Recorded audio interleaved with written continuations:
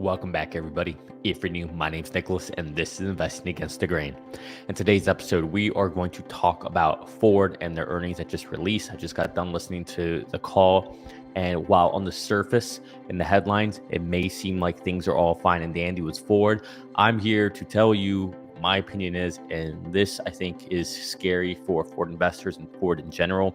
And as a former, Ford Mustang, like OG Ford Mustang, fan, and it's my first vehicle I ever had, so I have sentimental value to it. I'm scared for Ford. We'll talk about this. I'm going to try to keep hyperbole out of this, but I really do think that there's reason to be very concerned for Ford. So let's just go ahead and get into it. But before we do it, do me a favor, hit the like button, hit the subscribe button, ring that bell. Helps the channel, helps it grow. And if you want to see more of me, hit that like button. It helps the YouTube algorithm. So, all right, with that said, let's get into it. All right, so the first thing I'm going to do is I'm going to go ahead and I'm going to share my screen because I think we need to start off by looking at what the media is saying about this earnings report. So let's take a look at this. So Ford posts stellar first quarter boosted by fleet and legacy truck division. So we'll just start here. Like, okay, I get it. CNBC, they're doing their thing. All they're seeing is what were the expectations and what were the results. And that's fair. I don't want to give CNBC any flack here. That's a fair thing to do. They're looking at it from a surface level. Did they beat? Did they not beat? They did beat. So it looks like it was a good quarter from their perspective. What CNBC is clearly not being nuanced about and thinking about is the fact that they are beating on fleet and legacy vehicles when, again, you're literally sitting there saying legacy truck division, legacy. You're saying this is the dying era or dying part of the company. And that's what helped them have a good quarter. So that should be cause for concern to begin with. Let's scroll down. Here you see Philbo. He's probably praising them, all that stuff, right? Philbo is kind of a little bit of a schmuck, in my opinion. I think he's a nice guy. I think he means well, but he's a schmuck. Anyways, so earnings per share, as I said, 63 cents adjusted versus 41 cents, right? So this, yes, this 100%, this is a beat. Okay, so good for Ford on that front. Automotive revenue, same thing, right? You can see what they expected it was, and you can see that they beat. All good, right? But from here, this is where things kind of get a little fuzzy, right? So let me scroll here. Let me scroll down here.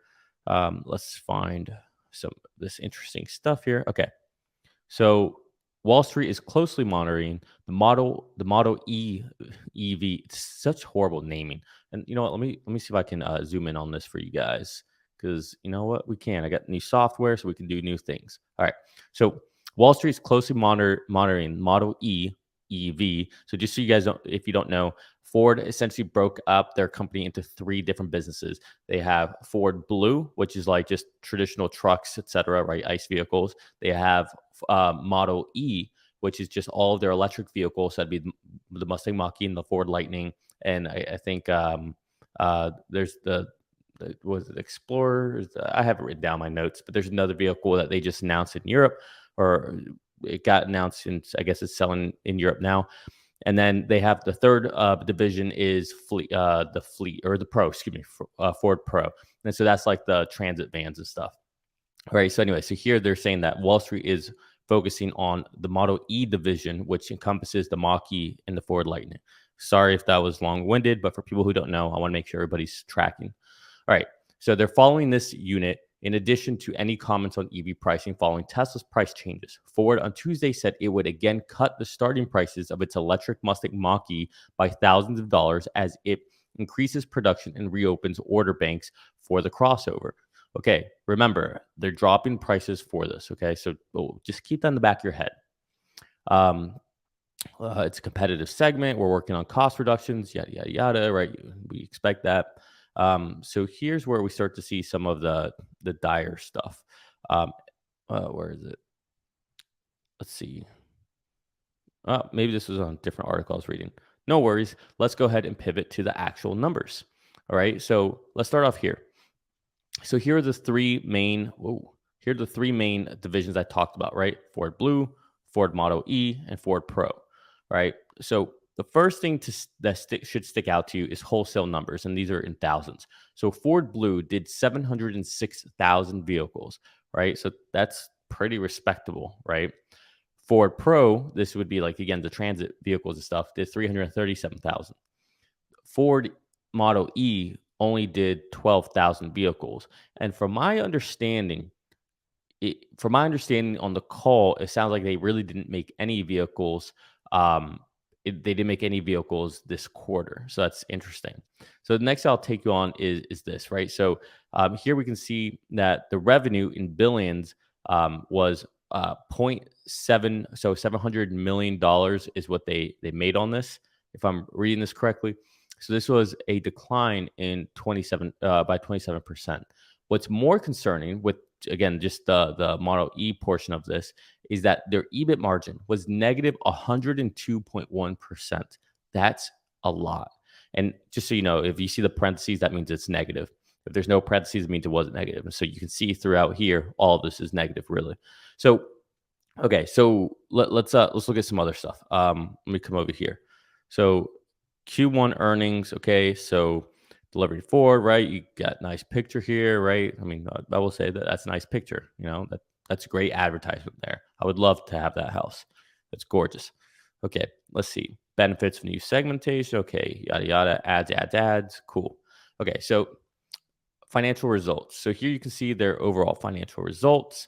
And you can see again, this is how it's broken up into these three. And so if you aggregate these three, you add in, you sum up everything divided by the amount of units, etc. They finish off at 8.1% EBIT margins holistically. But again, if we look at the Ford Model E, it was down 102%, negative 102%, not down, negative. Okay, so that's a big deal. So, okay, again, the Ford Blue, right? America's number one selling truck manufacturer, all that stuff. Hey, that's great. Good for you, Ford. Congratulations, Bronco, Ford trucks, all that stuff. That's great. What I would say though is that this paradigm may change once the Cybertruck is out. So I would be very cautious about that if I was Ford. Coming down here, the Ford Blue Cruise, top rated active driving system. Notice the asterisk here, cut Consumer Reports, January 25th. And the big thing here is, let me find it right here, right here. Ford Blue Cruise has helped drivers enjoy over 70 million highway miles hands-free since launch, a 65% increase since the end of 2022. So, I don't know how to really metric these numbers, how many people are actually using it. Is this just something that people sold to individuals but they're not really using it? Are they really using it? I know how well Ford Blue Cruise, it's just so close to Blue's Clues. It's just hard to not say. But I know how it works. I've experienced it. It's not great. It's really bad. And you don't need to take my word. Just go watch Sandy Monroe do it. And mind you, that's a dated version, but they're just now releasing. Listen to this. Does this not sound like like a Disney TV show or Nickelodeon TV show? They're releasing Blues Cruise 1.2. That just sounds weird. But they're releasing that now, and it's supposed to be better and all these things. But it's just not the same. It's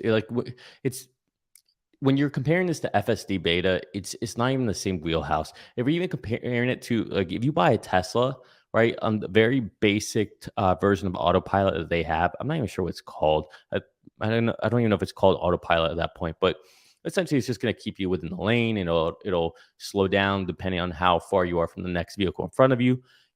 It's superb, right? It literally will do everything you pretty much need, on the highway, other than switching lanes or going off an exit.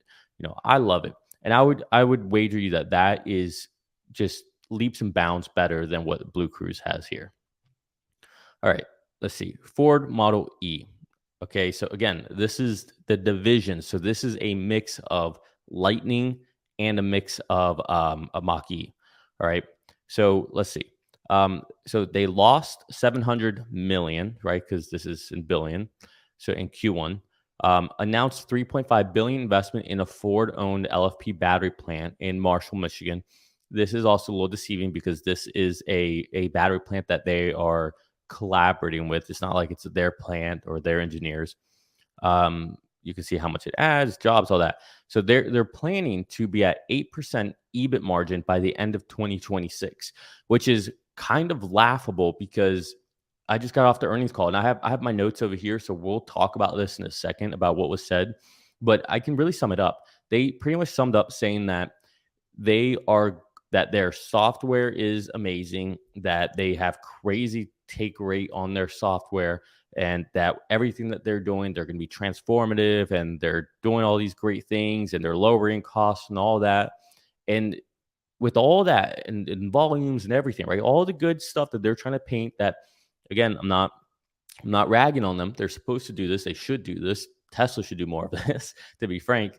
But they're trying to put all the window dressing out there, and then they say that by 2026 we want 8% EBIT margins. Like what? What are you doing here? Like this is comical. All right. Anyway, so they say they're scaling, right? They plan this fall to have capacity for 210,000 vehicles, Mach-E, Lightning 150,000. But again, just because you claim you have capacity doesn't mean you can actually do this or build this. And I think that's really where they're struggling is building. And so again, you can see here's the factory.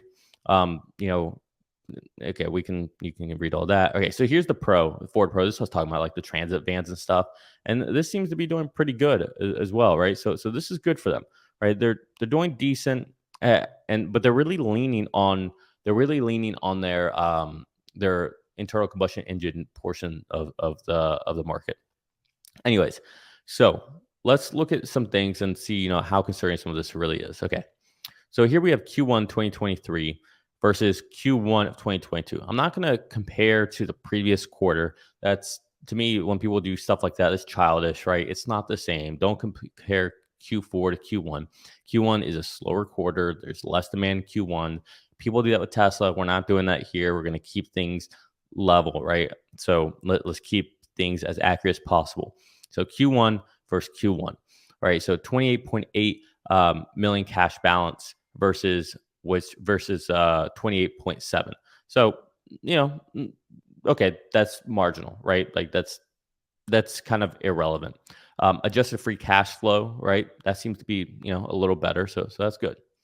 But what I would worry about, what I would call out is there is clearly a trend, right? So they struggled in Q4 of 2021, right? And if you compare that to Q4 2022, okay, that's still a little bit better. But ever since then, Q2, Q3, Q4, we're seeing this downtrend. And while I'm not going to sit here and be that person that's comparing a Q1 to a Q4, you can compare a Q4 to a Q3. You can compare a Q2 to a Q4 because Q4 should be the highest, right? So that could be concerning. All right, so let's continue down here. Let's see what else we got. Okay, so here we kind of have the results of the breakdown, right, of where they actually made their revenue, right, or the money. Okay, their profits. Excuse me. So here you can see the whole Ford Model E division lost 700 million. Ford Blue, this is their truck division, 2.6 billion is what they made, and Ford Pro did 1.4 billion. So that's honestly great, right? So you know, as far as these three divisions, they're doing pretty good in the big scheme of things. The problem though is they are trying to scale this electric version of their division, this electric division of their company, and it's not really scaling. Okay, so that's a problem for one. It's still losing a lot of money. We have negative 100% in EBIT, and it seems like they are under the impression that just growing volume is going to help them get out of this. Now, calling a spade, the Tesla community, we were saying the same thing about Tesla, but I think the big difference is Tesla was vertically integrating the entire time. And by vertically integrating, right, they get to capture all that margin versus using, these different tertiary and secondary um, suppliers, right? So they're not doing that. At least it doesn't appear that way. So that's concern, and that's really where Tesla was able to get to a point where they were seeing 25, 30% margins on their vehicles. And and so yeah, we'll talk more about this in a second. Sorry, I was about to go on a rant. All right, so let's look at year over year changes. Okay, so if you look here, volume, let's see, Q1 2022 year over year. So they went negative. So they had a larger negative deficit in, versus Q1 of 2022. All right. So they lost an extra 400 million for the Model E portion. Um, Q1, you can see here it was, oh, excuse me, it's an extra 300. So here you can see it was zero point 0.7 versus zero point 0.4. So they're losing more money on it. Okay. Now, this is where things kind of get a little more frightening, I would say, is, oh, that's Ford Blue, come down here. Okay. Here's where I would say things get more frightening. Let's look at wholesale units. All right. They did 18,000 in Q1 and they dropped down to 12,000. Now, you can they're look, you always want to have some kind of grace and understanding, okay? They had the whole issue with the Ford Lightning catching on fire, and so they stopped production of it. I don't really know what the story is with the Mach-E, but let's say that there are some issues there as well. Okay, you can give them a buy on this, right? So give them a buy on this quarter, 12,000. Okay, let's see what next quarter looks like, right? Let's not sit here and be so short term with our competition when we're only thinking long term with our investment in Tesla. Let's be even keeled here. So 12,000. Look, I'm not going to sit here and say, hey, we got a problem here for Ford. What I will say is we should be careful because this could start to be a trend. All right. This could, we don't want to see Q2 to also be less than what we saw Q2 here 2022, or God forbid, even less than what Q1 was here. We already saw that, the cash, it has that downward trend, from Q2, Q3, Q4 to Q1, over the 2022 going into 2023. Is this going to look the same? Let's hope it doesn't. All right. And again, this is just looking at the Ford Model E portion of it. And again, I give all the credit to Jim Farley and the team for breaking this out. Right. That takes a lot of balls to do that. But with that said, we got to continue here. If we do look at the EBIT, we can see that it's not getting better. They're losing more and more money every single quarter, right? So from 400 million in Q1 of last year down to 700 million in Q1 of this year. So this isn't the right trend. But again, like you can make the argument, okay, well, they're ramping, they're growing, they're just getting into this. Like you have to give them the same benefit of the doubt that you're giving Tesla, which, okay, sure. Like, to a certain degree, that's a fair argument. But I would say really that argument only works as a first mover, right? An innovator in the space. And I would say Ford's not innovating. They're definitely not a first mover. And, they're going to start seeing their ICE portion of the business start to decline as EV adoption happens more and more. And if they aren't already able to do mass production, if they're not able to do it profitably, they're going to be caught. That is, it's going to be troublesome. And here again, EBIT margin, like, it's one thing to say that they're negative 102%, but it's another thing when you're reflecting this on, the previous quarters, right? It's drastically worse. But again, for all we know, this is just a one-off. Okay, so let's have some grace here. So I think that's all I really want to show as far as this slide goes. We'll come back. Well, okay, so yeah, we'll come back to this in a second here. So let me stop sharing my screen, and now I want to go over some of the things from the earnings call. Which, look, you can look at the charts here, numbers, and I can sit here all day long and tell you that something's good or bad. But really, when you just look at these numbers, at the end of the day, like, they're not that worrisome in the big scheme of things because this is a one quarter perspective. Now, some of those we saw trends and those should be worrisome, but the part, and hence the thumbnail, yikes, Ford, was really on the earnings call. Okay. So I want to start, I took some notes here, so I'm just going to go through them. Hopefully I can understand my own writing, but let's see. So one of the things that they talked about was that they plan on being break even with EBIT margin positive at the end of next year. So at the end of 2024, they expect to be at break even. And so from there to 2026, they plan on being at 8% profitability. That's, I don't know. I don't think that's a good sign. What else we have here? Okay. Shipping Lightning again after fire at plant. So they say that they will be at a run rate of 150,000 for the Ford Lightning. So that's back up and running supposedly. So we'll see how that goes. And they also mentioned that they revealed a all electric Explorer for Europe. All right. Now I don't think they're selling that yet. I could be wrong. I don't track Ford as closely as I track Tesla, but but that's something to watch to see what the uptick with that is. And so it seems like they have the Mach-E's kind of like the bread and butter and Lightning for the US.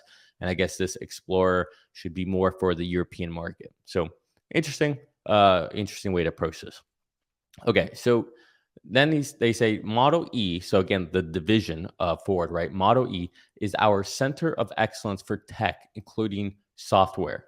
Um, and then they mentioned that Blue Cruise is rated top advanced hands-free driver assistance. And that now with the new version 1.2 of Blue's Cruise, um, it can automatically change lanes when you tap a button, right? So probably the blinker, right? It'll go ahead and switch lanes. So this is 2023, and they're introducing technology that Tesla's had for what 5, 6, 7 years. So I think that's kind of funny. And we don't know all the caveats here as well, right? Like certain highways you can do it, certain roads, right? And this is only in highways, of course. But it's funny how Tesla gets so much flack for FSD beta when they have cameras watching you to make sure you're paying attention. They require the weighted sensor tension on the steering wheel. Yet here, Ford can sit here and advertise all this about hands free, and no one says anything. No one cares. You don't see Dan O'Dow on here making any content for Ford. Nope, not a big deal. Anyways, it was interesting to hear them say that that the Model E division is their essentially tech and software profit center. Um, Apparently, they have hands free being approved in Europe. So hey, good for them. That's for along with Tesla is there. Although it seems like there's some news that FSD beta may be getting approved soon in Europe. So like meaning like in 2024. So that's exciting. Um, so then like throughout the whole call, there's a lot of mention about you know other big competitors, right, and stuff. And really, what they're doing is alluding to Tesla. This whole call it was essentially comparing Tesla to Ford. And it was nonstop with the questions. But something that Farley said that I thought was very interesting is he said that we're not looking to sell at any cost.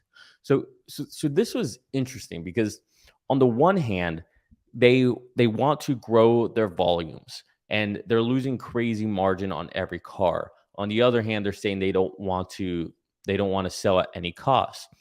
Well, there's a problem here, right? Because you want to grow volumes, and there's going to be a certain point where you're going to have to drop costs as you raise volumes. I mean, you see it happen with Tesla right now, and there's going to be an issue there. Now, maybe they don't have to deal with that for a while because there's such low volume compared to Tesla, but that might happen because Tesla is in my opinion, biased opinion, superior product, better software, safer car, better experience, service, and everything.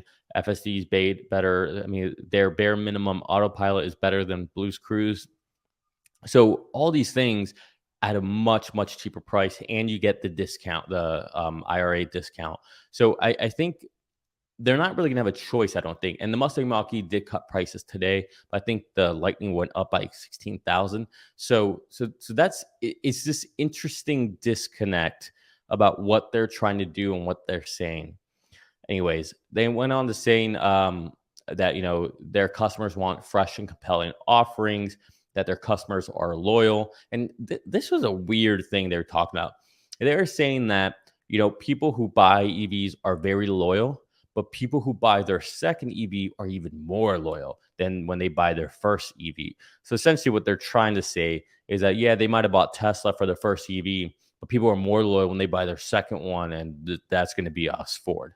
And yeah, I don't know. It just seems like it was a shot at Tesla and trying to make it seem like, oh, okay, there's nothing to worry about. Doesn't matter that the first movers, so they're the first movers into the market because people really care about their second one. And yeah, I don't know about that. Right? It's like my iPhone. This iPhone was the first like real smartphone I had. Right? I mean, you could call a BlackBerry a smartphone. I don't think at that time we thought it was a smartphone, but that was because we didn't know what a smartphone was.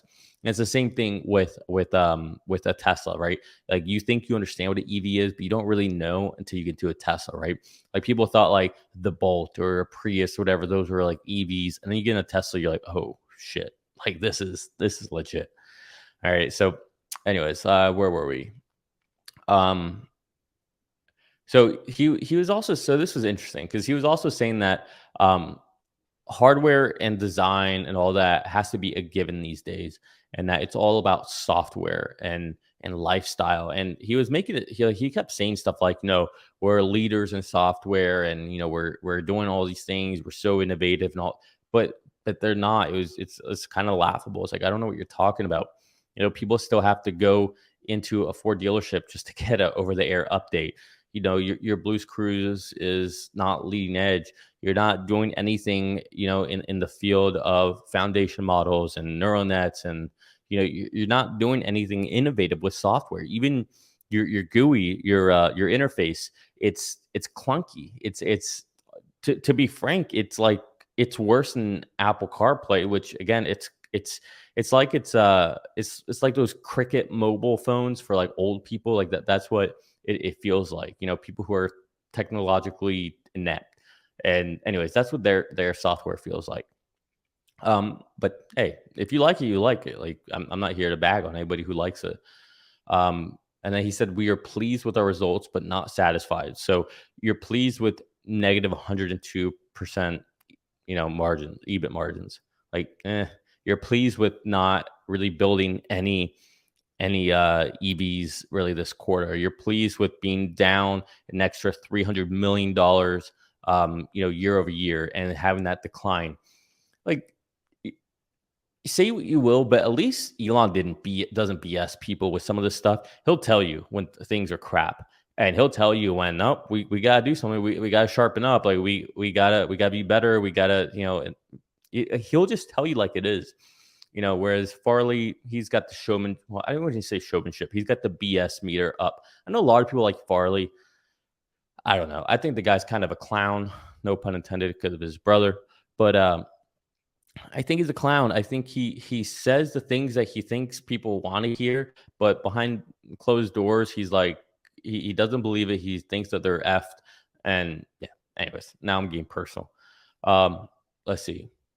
So there was an interesting question where people kind of, or the one of the interviewers, analysts, turned kind of the questions on Jim Farley, where before he talked about like some people were gonna blink on growth or price, etc. And they asked him like, will Ford blink on growth? And and his response was kind of a non-response, but and it was kind of all over the place.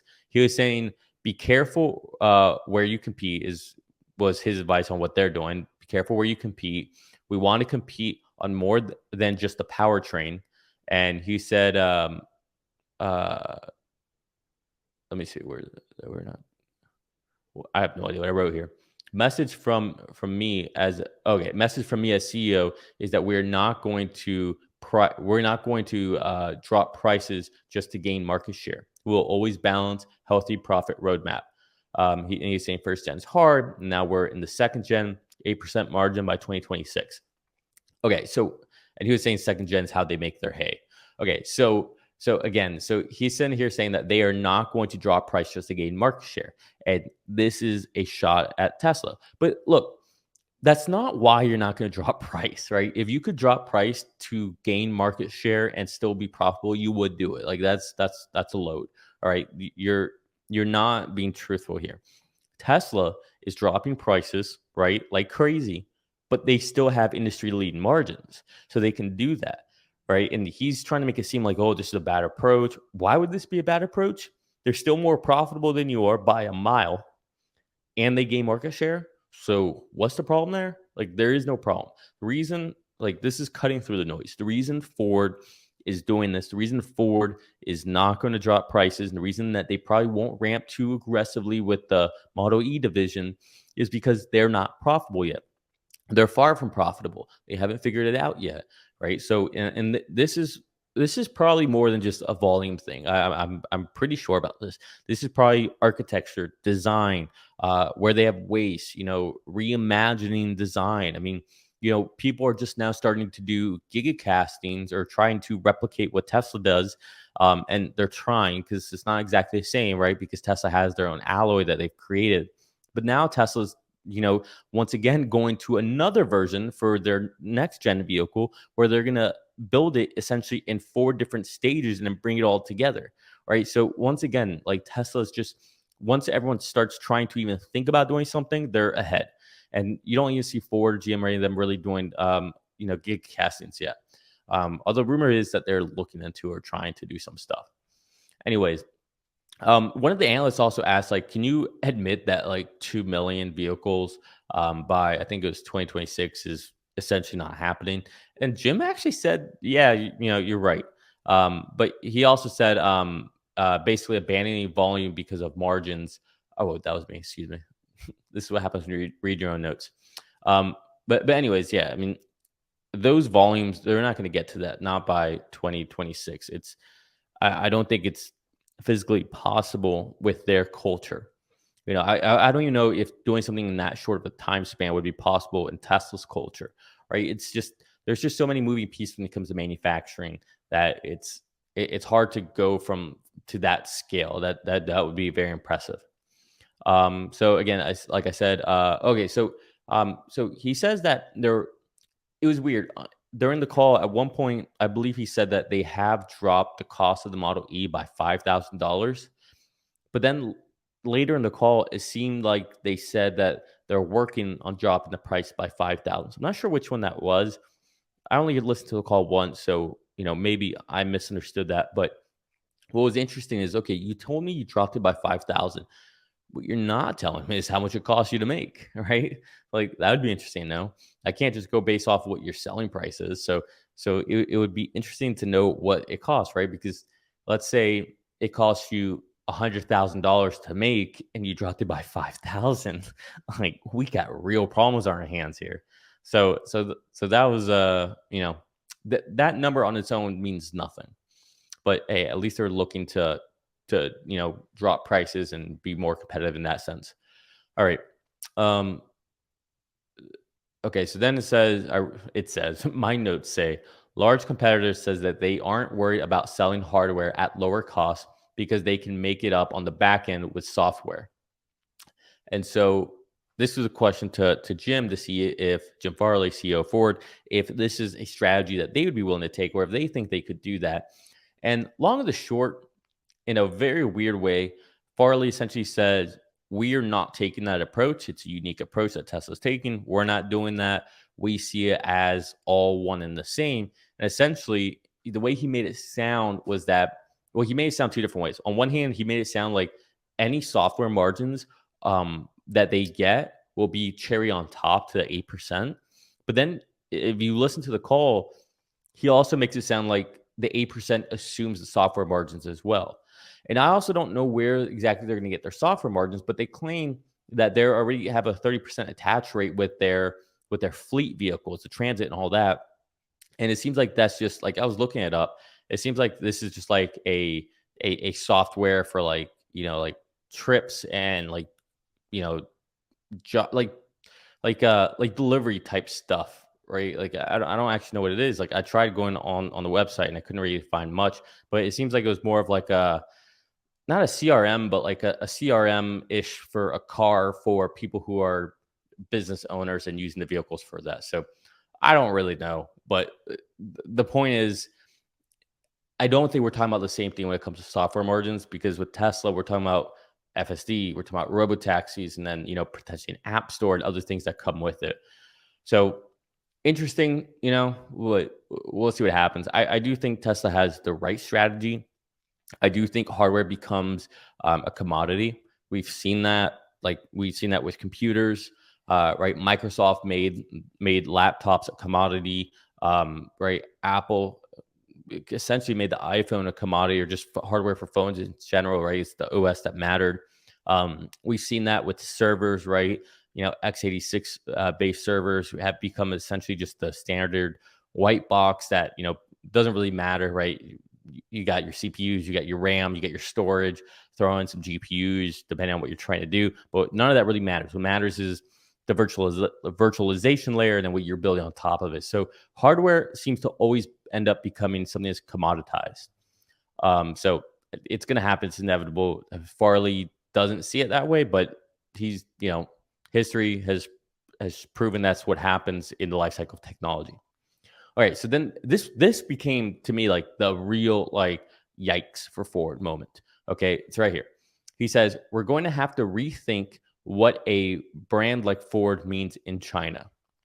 And then Jim Farley started to stumble a lot because this was based off of a question asking, essentially what's Ford going to do about China, right? And apparently they went to China, right, the Ford team, and they realized that the consumers there are a lot more tech savvy and they like tech and they like electronics and their software and all that.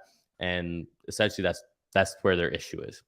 And he said that it's not a big market for us, but it is a big market and customers are very digitally advanced there.